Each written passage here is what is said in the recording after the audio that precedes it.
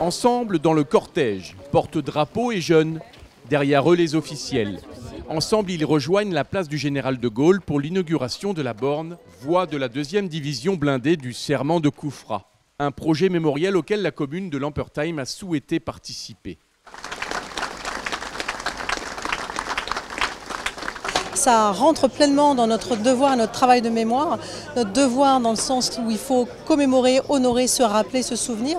Et puis bien évidemment transmettre aux plus jeunes générations qui, elles, n'ont pas connu cette guerre et leur rappeler que notre paix est fragile. C'est important de pouvoir se souvenir que des gens se sont battus, ont souhaité la libération de la France, sont passés par Lampertheim et du coup participent pleinement à cette liesse et à cette joie qu'on voit aujourd'hui.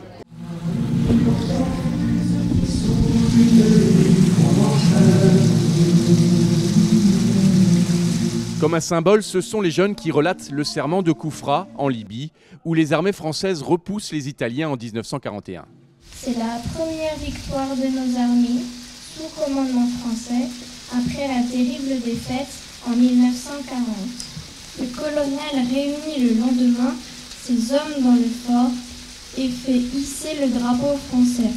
Durant cette cérémonie, il leur dit « Jurons de ne nous arrêter que lorsque nos couleurs, nos belles couleurs, flotteront à nouveau sur la cathédrale de Strasbourg. » Le serment de Koufra va transcender les guerres de Leclerc tout au long des 3 années et demie de combat qui nous mèneront du Tchad jusqu'à Strasbourg, libéré le 23 novembre 1944.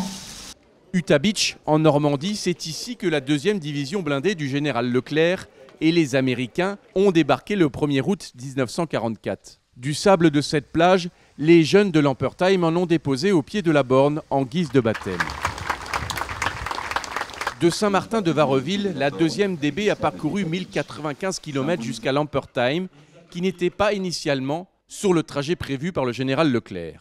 Le passage à Lampertheim s'est fait suite à la prise en tenaille avec Fugrisal au niveau des bunkers que nous pouvons encore apercevoir de part et d'autre de la route. Nous pouvons poursuivre. La colonne s'est repliée vers Vandenheim, passant alors sur le banc de Lampertheim pour rejoindre la route de Douvat, où certaines mémoires d'anciens se souviennent plus spécifiquement de ce moment. Albert Ritter, 88 ans, ancien maire du village, témoigne de ce moment historique pour la commune. Je venais d'avoir 5 ans. Il faisait chaud. Vers le matin, la température était encore agréable et les fenêtres grandes ouvertes.